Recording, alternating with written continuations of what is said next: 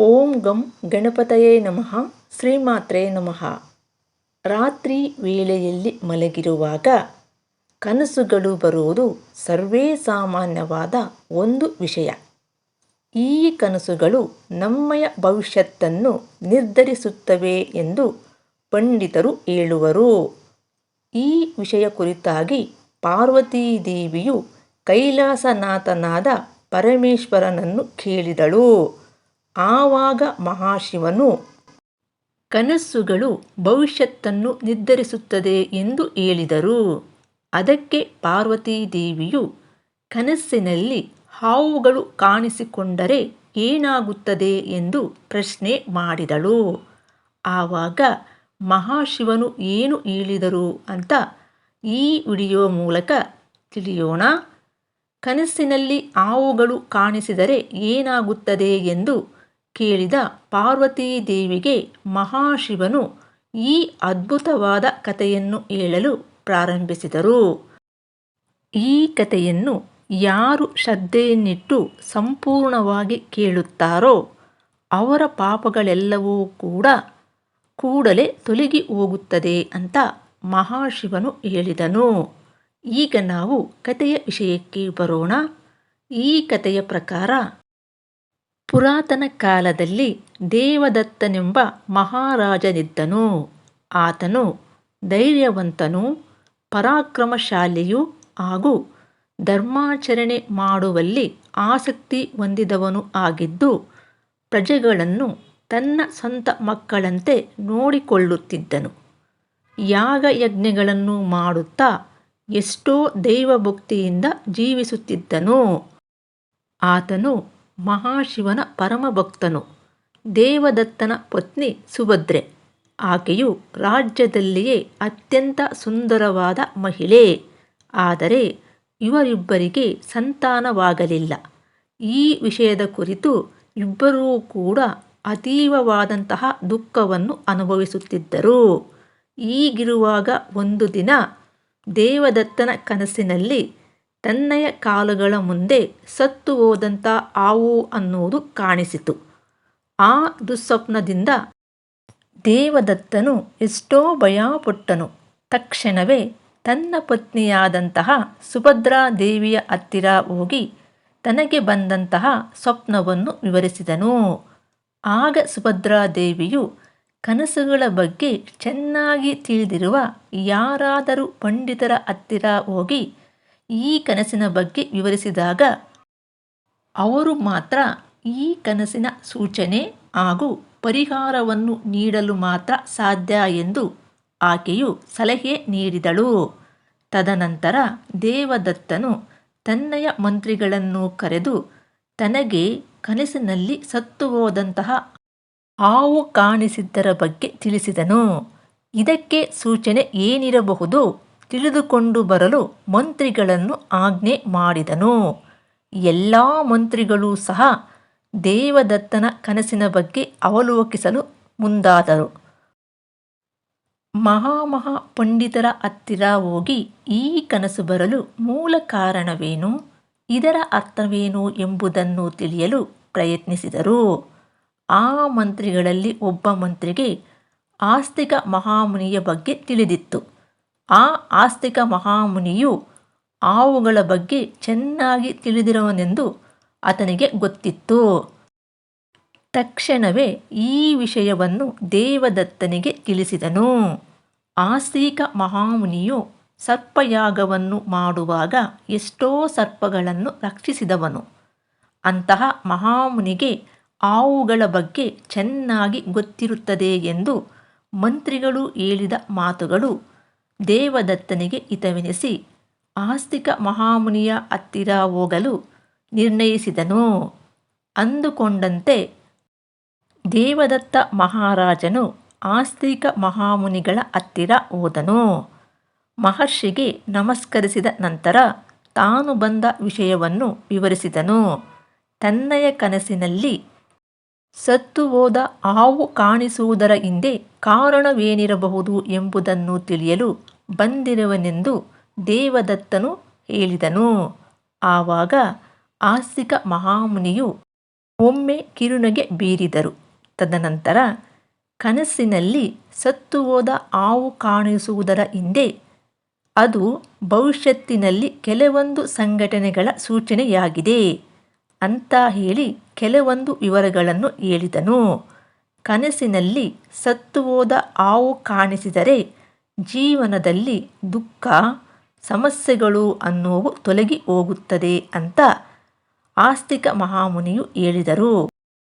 ಕನಸಿನಲ್ಲಿ ಸತ್ತು ಹೋದಂತಹ ಹಾವು ಕಾಣಿಸಿದರೆ ಭಯ ಪಡುವಂತಹ ಅವಸರವಿಲ್ಲವೆಂದು ಹೇಳಿ ಮಹಾರಾಜನಿಗೆ ಭರವಸೆ ನೀಡಿದರು. ತದನಂತರ ದೇವದತ್ತನು ಮಹರ್ಷಿಗೆ ಧನ್ಯವಾದಗಳನ್ನು ಹೇಳಿ ಅಲ್ಲಿಂದ ತನ್ನಯ ರಾಜ್ಯಕ್ಕೆ ಹಿಂದಿರುಗಿದನು. ಮಹರ್ಷಿಯು ಹೇಳಿದಂತೆ ದೇವದತ್ತನ ಜೀವನದಲ್ಲಿ ಸಮಸ್ಯೆಗಳೆಲ್ಲವೂ ಕೂಡ ತೊಲಗಿ ಹೋದವು. ಕೆಲವೊಂದು ಮಾಸಗಳ ನಂತರ ದೇವದತ್ತನಿಗೆ ಮತ್ತೆ ಕನಸಿನಲ್ಲಿ ಹಾವು ಕಾಣಿಸಿತು. ಆ ಹಾವನ್ನು ಹಿಡಿಯಲು ದೇವದತ್ತನು ಪ್ರಯತ್ನಿಸುತ್ತಿರುವಂತೆ ಕಾಣಿಸಿತು. ಕೂಡಲೇ ದೇವದತ್ತನು ಕನಸಿನಿಂದ ಎಚ್ಚೆತ್ತುಕೊಂಡು ಭಯಭೀತನಾಗಿ ಮಹರ್ಷಿಯ ಹತ್ತಿರ ಹೋದನು.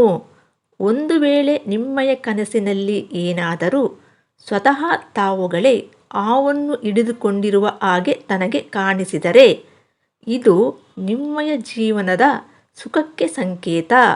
ನೀವು ಭವಿಷ್ಯತ್ತಿನಲ್ಲಿ ಎಷ್ಟೋ ಧನವನ್ನು ಸಂಪಾದಿಸುತ್ತೀರಾ, ಜೊತೆಗೆ ಸಾಧನೆಯನ್ನು ಮಾಡುತ್ತೀರಾ ಅಂತ ಆಸ್ತಿಕ ಮಹಾಮುನಿಯು ಹೇಳಿದರು. ತದನಂತರ ದೇವದತ್ತನು ಹಿಂತಿರುಗಿ ತನ್ನಯ ರಾಜ್ಯಕ್ಕೆ ಬಂದನು. ಮಹರ್ಷಿ ಹೇಳಿದಂತೆ ದೇವದತ್ತನ ಸಿರಿ ಸಂಪತ್ತು ಅನ್ನೋದು ಎಷ್ಟೋ ಹೆಚ್ಚಾಯಿತು.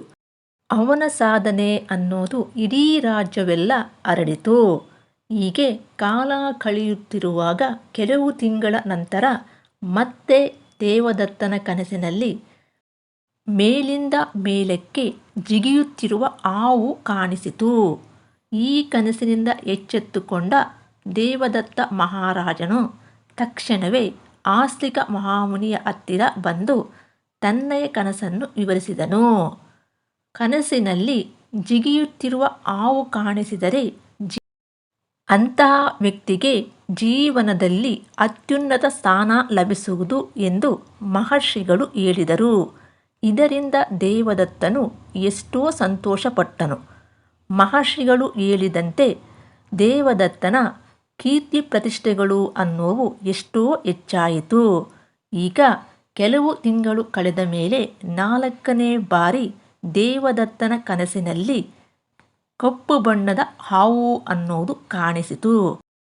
ಆ ಕೂಡಲೇ ಕನಸಿನಿಂದ ಎಚ್ಚೆತ್ತುಕೊಂಡ ದೇವದತ್ತ ಮಹಾರಾಜನು ಆಸ್ತಿಕ ಮಹಾಮುನಿಯ ಬಳಿಗೆ ಹೋಗಿ ತನ್ನಯ ಕನಸನ್ನು ವಿವರಿಸಿದನು. ಆವಾಗ ಆಸ್ತಿಕ ಮಹಾಮುನಿಯು ಈ ರೀತಿ ಹೇಳಿದರು.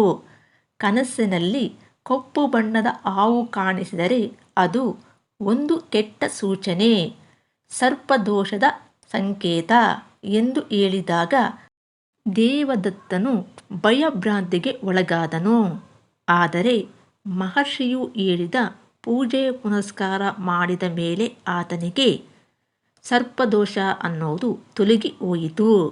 ಹೀಗೆ ಕೆಲವು ದಿನಗಳು ಕಳೆದ ಮೇಲೆ ದೇವದತ್ತನ ಕನಸಿನಲ್ಲಿ ಹಸಿರು ಬಣ್ಣದ ಹಾವು ಅನ್ನೋದು ಕಾಣಿಸಿತು. ಆ ಕೂಡಲೇ ದೇವದತ್ತ ಮಹಾರಾಜನು ಆಸ್ತಿಕ ಮಹಾಮುನಿಯ ಹತ್ತಿರ ಬಂದು ತನಗೆ ಕನಸಿನಲ್ಲಿ ಕಾಣಿಸಿದ ಹಾವಿನ ವಿಷಯವನ್ನು ಹೇಳಿದನು. ಆವಾಗ ಮಹರ್ಷಿಗಳು ನಗುತ್ತಾ, ಕನಸಿನಲ್ಲಿ ಹಸಿರು ಬಣ್ಣದ ಹಾವು ಕಾಣಿಸಿದರೆ ಇದು ಶುಭದ ಸಂಕೇತ. ಇದರಿಂದ ನಿನ್ನಯ ರಾಜ್ಯವೆಲ್ಲವೂ ಕೂಡ ಸುಭಿಕ್ಷವಾಗಿರುವುದು ಹಾಗೂ ಇದರಿಂದ ನೀನು ಅನೇಕ ಶುಭವಾರ್ತೆಗಳನ್ನು ಕೇಳುತ್ತೀಯಾ ಅಂತ ಮಹರ್ಷಿಗಳು ಹೇಳಿದರು. ಮಹರ್ಷಿಗಳು ಹೇಳಿದಂತೆ ದೇವದತ್ತನ ರಾಜ್ಯದಲ್ಲಿ ಎಲ್ಲವೂ ಕೂಡ ಸುಭಿಕ್ಷವಾದ ಬೆಳೆಗಳನ್ನು ಬೆಳೆದರು. ರಾಜ್ಯದಲ್ಲಿನ ಪ್ರಜೆಗಳೆಲ್ಲರೂ ಕೂಡ ಎಷ್ಟೋ ಸಂತೋಷಪಟ್ಟರು. ಹೀಗೆ ಕಾಲ ಅನ್ನೋದು ಕಳೆಯುತ್ತಾ ಇರುವಾಗ ಒಂದು ದಿನ ದೇವದತ್ತನ ಕನಸಿನಲ್ಲಿ ಬಿಳಿಯ ಬಣ್ಣದ ಹಾವು ಅನ್ನೋದು ಕಾಣಿಸಿತು. ಇದರಿಂದ ಭಯಭೀತನಾದ ದೇವದತ್ತನು ಶ್ವೇತನಾಗು ಕನಸಿನಲ್ಲಿ ಬಂದರೆ ಏನು ಸೂಚನೆ ಎಂಬುದನ್ನು ತಿಳಿಯಲು ಆಸ್ತಿಕ ಮಹಾಮುನಿಯ ಆಶ್ರಮಕ್ಕೆ ಹೋಗಿ ತನಗೆ ಬಂದ ಕನಸನ್ನು ವಿವರಿಸಿದರು. ಆವಾಗ ಆಸ್ತಿಕ ಮಹಾಮುನಿಯು ಈ ರೀತಿ ವಿವರಿಸಿದರು. ಕನಸಿನಲ್ಲಿ ಶ್ವೇತನಾಗು ಕಾಣಿಸಿದರೆ ಭಯಪಡುವ ಅವಸರವಿಲ್ಲ. ಅದಕ್ಕೆ ಬದಲಾಗಿ ಯಾರ ಕನಸಿನಲ್ಲಿ ಬಿಳಿಯ ಬಣ್ಣದ ಹಾವು ಕಾಣಿಸಿದರೆ ಅವರಿಗೆ ಧನಪ್ರಾಪ್ತಿಯಾಗುತ್ತದೆ ಅಂತ ಮಹರ್ಷಿಯು ಹೇಳಿದರು. ಮಹರ್ಷಿಯು ಹೇಳಿದಂತೆ ದೇವದತ್ತನಿಗೆ ಯಾರೋ ಅಜ್ಞಾತ ವ್ಯಕ್ತಿಯಿಂದ ಅಪಾರವಾದಂತಹ ಬಂಗಾರ ಹಾಗೂ ಧನರಾಶಿ ಅನ್ನೋದು ರಾಜನ ಖಜಾನೆ ಸೇರಿತು. ಹೀಗೆ ಕೆಲವು ದಿನಗಳು ಕಳೆದ ಮೇಲೆ ದೇವದತ್ತ ಮಹಾರಾಜನ ಕನಸಿನಲ್ಲಿ ಭಯದಿಂದ ಓಡುತ್ತಿರುವ ಹಾವೊಂದು ಕಾಣಿಸಿತು.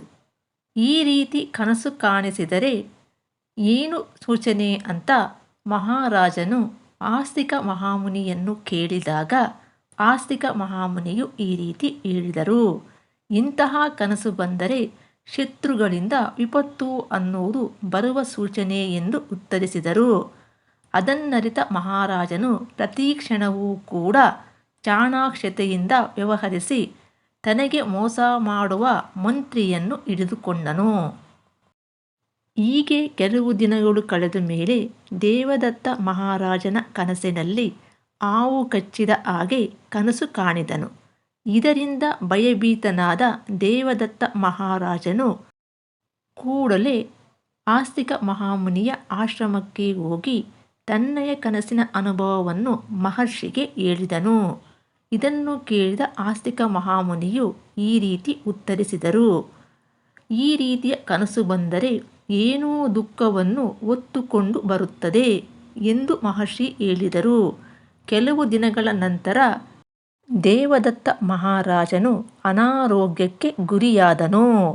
ಮಹರ್ಷಿಗಳು ನೀಡಿದ ಔಷಧೋಪಚಾರದಿಂದ ಕೂಡಲೇ ಆರೋಗ್ಯವಂತನಾದನು. ಹೀಗೆ ಕೆಲವು ದಿನಗಳು ಕಳೆದ ಮೇಲೆ ದೇವದತ್ತ ಮಹಾರಾಜನ ಕನಸಿನಲ್ಲಿ 2 ಹಾವುಗಳು ಎಣೆದುಕೊಂಡಿರುವ ರೀತಿ ಕಾಣಿಸಿತು. ಆ ಕೂಡಲೇ ಮಹಾರಾಜನು ಮಹರ್ಷಿಗಳಿಗೆ ತನ್ನಯ ಕನಸಿನ ವಿವರವನ್ನು ತಿಳಿಸಿದರು. ಇದರ ಸೂಚನೆಯೇನು, ಮುಂದೆ ಬರಬಹುದಾದ ಪರಿಣಾಮವೇನು ಅಂತ ಮಹಾರಾಜನು ಪ್ರಶ್ನೆ ಮಾಡಿದನು. ಆವಾಗ ಮಹರ್ಷಿಗಳು ಈ ಕನಸಿನ ಸೂಚನೆ ಏನು ಅಂದರೆ ಕುಲದೇವತ ಆರಾಧನೆ ಮಾಡು ಅಂತ ಪೂರ್ವಜರ ಸಂಕೇತ ಎಂದು ಅರ್ಥೈಸಿದನು. ಇದನ್ನರಿತ ದೇವದತ್ತನು ಕೂಡಲೇ ಪುರೋಹಿತರನ್ನು ಕರೆಯಿಸಿ ಕುಲದೇವತರ ಆರಾಧನೆ ಮಾಡಿ ಪಿತೃಗಳ ಅನುಗ್ರಹವನ್ನು ಪಡೆದನು. ಹೀಗೆ ಕೆಲವು ದಿನಗಳು ಕಳೆದ ಮೇಲೆ ದೇವದತ್ತನ ಕನಸಿನಲ್ಲಿ ತನ್ನಯ ಸಿಂಹಾಸನದ ಮೇಲೆ ಹಾವಿನ ಮೊರೆಯೆಂದು ಕುಳಿತಿರುವ ಹಾಗೆ ಕನಸು ಕಾಣಿಸಿತು. ಆ ಕೂಡಲೇ ದೇವದತ್ತ ಮಹಾರಾಜನು ತನ್ನಯ ಕನಸಿನ ಅನುಭವವನ್ನು ಮಹರ್ಷಿಗೆ ಹೇಳಿದರು. ಆವಾಗ ಮಹರ್ಷಿಗಳು ಇದು ಶುಭದಾಯಕವಾದಂತಹ ಒಂದು ಸ್ವಪ್ನ. ಈ ಸ್ವಪ್ನದಿಂದ ಅತೀ ಶೀಘ್ರದಲ್ಲಿಯೇ ಈ ರಾಜ್ಯದಲ್ಲಿ ವಾರಸುದಾರನು ಬರುತ್ತಾನೆಂದು ಅವನು ಎಷ್ಟೋ ಹೆಸರುವಾಸಿ ಹಾಗೂ ಪ್ರಖ್ಯಾತಿ ಹೊಂದುವನೆಂದು ಮಹರ್ಷಿಗಳು ಹೇಳಿದರು. ಅದರಂತೆಯೇ ತೇಜೋಮಯನಾದ ಸತ್ಪುತ್ರನು ಜನಿಸಿದನು. ಅವನು ಬೆಳೆದು ದೊಡ್ಡವನಾಗಿ ಎಷ್ಟೋ ಪ್ರಖ್ಯಾತಿಯನ್ನು ಹೊಂದಿದನು. ಕನಸಿನಲ್ಲಿ ಹಾವು ಮುಂಗುಸಿ ಹೋರಾಡುತ್ತಿರುವ ಹಾಗೆ ಬಂದರೆ ಶೀಘ್ರದಲ್ಲಿಯೇ ಯುದ್ಧ ಮಾಡುವ ಅನಿವಾರ್ಯತೆ ಅನ್ನೋದು ಏರ್ಪಡುತ್ತದೆ ಅಂತ ಮಹರ್ಷಿಗಳು ಹೇಳಿದರು.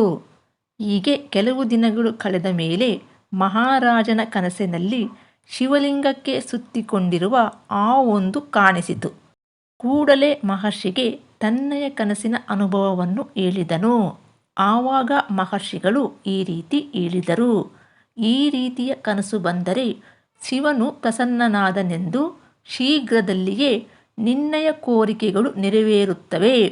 ಇದನ್ನರಿತ ದೇವದತ್ತನು ಮಹಾಶಿವನ ಪೂಜೆ ಹಾಗೂ ಪುನಸ್ಕಾರಗಳಲ್ಲಿ ನಿರತನಾದನು. ಶಿವನ ಅನುಗ್ರಹದಿಂದ ಆತನ ಕೋರಿಕೆಗಳು ಅನ್ನುವು ನೆರವೇರಿತು. ಹೀಗೆ ಕಾಲ ಅನ್ನೋದು ಕಳೆಯುತ್ತಾ ಇರುವಾಗ ಒಮ್ಮೆ ರಾಜ ದೇವದತ್ತನಿಗೆ ಕನಸಿನಲ್ಲಿ ಹಾವೊಂದು ತನ್ನ ಎದೆಯ ಮೇಲೆ ಕುಳಿತುಕೊಂಡಿರುವ ಹಾಗೆ ಕಾಣಿಸಿತು. ಇದರಿಂದ ಭಯಗೊಂಡಂತಹ ದೇವದತ್ತನು ಆ ಕೂಡಲೇ ಆಸ್ತಿಕ ಮಹಾಮುನಿಯ ಆಶ್ರಮಕ್ಕೆ ಹೋಗಿ ತನಗೆ ಬಂದಿರುವ ಕನಸನ್ನು ವಿವರಿಸಿದರು. ಇದರಿಂದ ಕಳವಳಗೊಂಡ ಆಸ್ತಿಕ ಮಹಾಮುನಿಯು ಏನು ಹೇಳಬೇಕೆಂದು ಯೋಚನೆಗೆ ಬಿದ್ದನು. ಆವಾಗ ದೇವದತ್ತನು, ಮಹರ್ಷಿಗಳೇ, ಅದು ಏನೇ ವಿಷಯವಾದರೂ ಪರವಾಗಿಲ್ಲ, ನೀವು ಹೇಳಿ ಎಂದು ಕೇಳಿಕೊಂಡನು.